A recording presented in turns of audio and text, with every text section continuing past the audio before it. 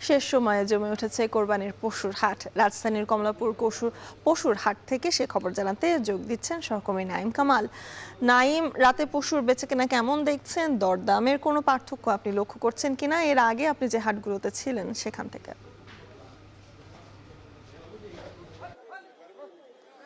জি স্বর্ণা, আমি এখন দাঁড়িয়ে আছি কমলাপুর পশুর হাটে। এটি যদিও কমলাপুর পশুর হাট বলা হয়, তবে এই পশুর হাটটি কিন্তু ছড়িয়ে পড়েছে মতিঝিলের যে মধুমিতা সিনেমা হল সেখান পর্যন্ত আছে, উল্টো পাশে কিন্তু মুগদা পর্যন্ত চলে গেছে। আমি এখন দাঁড়িয়ে আছি মধুমিতা সিনেমা হলের ঠিক উল্টো পাশে।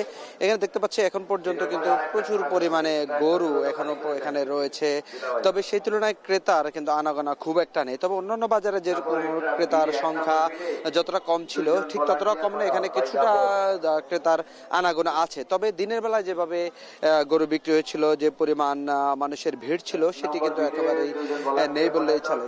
অর্থাৎ রাত যত গভীর হচ্ছে ততই কিন্তু ক্রেতাদের আনাগোনা কমছে। তবে যারা ভিড় এড়িয়ে গরু কিনতে চান এখন কিন্তু তারাই মাত্র আসছেন, গরু দেখছেন, কিনছেন।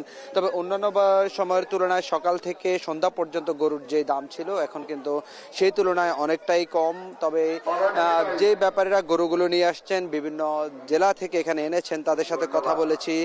অনেকে বলছেন তারা ইতিপূর্বে যে গরুগুলো বিক্রি করেছেন সেগুলোতে কিন্তু তারা বেশ লাভবানই হয়েছেন। তবে এখন পর্যন্ত যে গরুগুলো রয়ে গেছে সেগুলো নিয়ে তারা খুব একটু চিন্তিত আছেন, সেগুলো আসলে বিক্রি করতে পারবেন না। যেহেতু এখন বৈরী আবহাওয়া চলছে, সেই কারণে তারা আরেকটু সংকটে রয়েছেন। গরু নিয়ে খুব বেশি তাদের কষ্ট করতে হচ্ছে।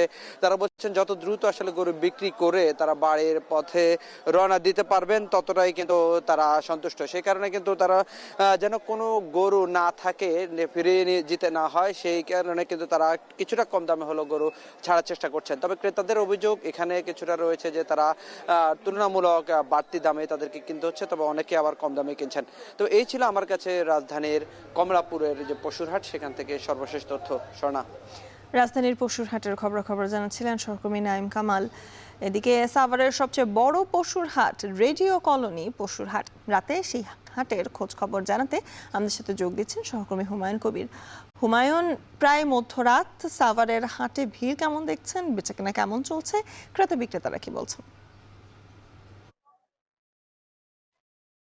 স্বর্ণা, ঈদকে সামনে রেখে সাভার পৌরসভার একমাত্র যে পশুর হাট, রেডিও কলোনি হাট, এটি আসলে বেশ জমজমাট হয়ে উঠেছে। আমরা দেখেছি সকাল থেকে শুরু করে মধ্যরাত অব্দি, মানে মধ্যরাত মানে 24 ঘন্টাই কিন্তু চলছে এই পশুর হাটটি।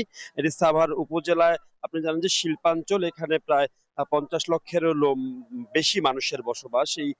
এই হাটটি তারা সবচেয়ে বড় পশুর হাট হিসেবে পরিচিত। বেশ পুরনো এই হাটটি আমরা দেখেছি আহ ছোট, বড়, মাঝারি সহ বিভিন্ন রকমের গরু কিন্তু দেখা যাচ্ছে। এবং ব্যাপারীরা কিন্তু রাজবাড়ী, কুষ্টিয়া সহ উত্তরবঙ্গের বিভিন্ন জেলা থেকে কিন্তু এই হাটে গরু নিয়ে এসছেন। ঢাকা আরিচা মহাসড়কের পাশে হওয়ায় এই হাটটির কিন্তু জনপ্রিয়তাও রয়েছে। এবং এই হাটে ইজারার যে একটি এই হাটের যে ইজারাদার, তিনি কিন্তু হাটের নিরাপত্তা নিশ্চিতে সর্বোচ্চ ব্যবস্থা গ্রহণ করেছেন। ভেটেরিনারি ডাক্তার এবং গরুর ব্যাপারী যারা আসছেন তাদের নিরাপত্তার জন্য, তাদের স্বাস্থ্য কোনো রকমের অবনতি ঘটলে গরুর ব্যাপারী যারা রয়েছেন তাদের জন্য মেডিকেল ক্যাম্প রাখা হয়েছে। পাশাপাশি যদি কোনো পশু অসুস্থ হয় সেজন্য ভেটেরিনারি ডাক্তার এবং ক্যাম্পও কিন্তু এখানে রাখা হয়েছে। পাশাপাশি হাটের নিরাপত্তার জন্য আইন শৃঙ্খলা বাহিনীর পাশাপাশি কিন্তু আমরা দেখেছি এখানে স্থানীয় যে জনপ্রতিনিধি যারা, তারাও কিন্তু হাটের নিরাপত্তা নিশ্চিতে খেয়াল রাখছেন। কারণ দূর দূরান্ত থেকে যেসব ব্যাপারীরা আসছেন তাদের নিরাপত্তা, হাটের নিরাপত্তা সব মিলিয়ে আহ, হা- আহ, সব মিলিয়ে এই হাটের যেই এই হাটের যে এই হাটের যে অবস্থা সেটি মোটামুটি ভালো একটি অবস্থায় রয়েছে। এবং আমরা কথা বলেছি যারা ক্রেতা এবং বিক্রেতা তাদের সাথে, তারা ক্রেতা এবং বিক্রেতা তারা উভয়ই বলছেন যে গরু পশুর যে দাম রয়েছে সেটি মোটামুটি সাধ্যের মধ্যে রয়েছে। আবার অন্যদিকে কিছু বিক্রেতা রয়েছে, তারা বলছেন যে তারা আসলে আহ ভারতীয় গরু চোরাই পথে ঢুকেছে, সে কারণে গরুর দাম কিছুটা কম, সে কারণে তারা লসের মুখে রয়েছেন। তো এই ছিল সাভার রেডিও কলোনি পশুর হাট থেকে আমার কাছে সব শেষ।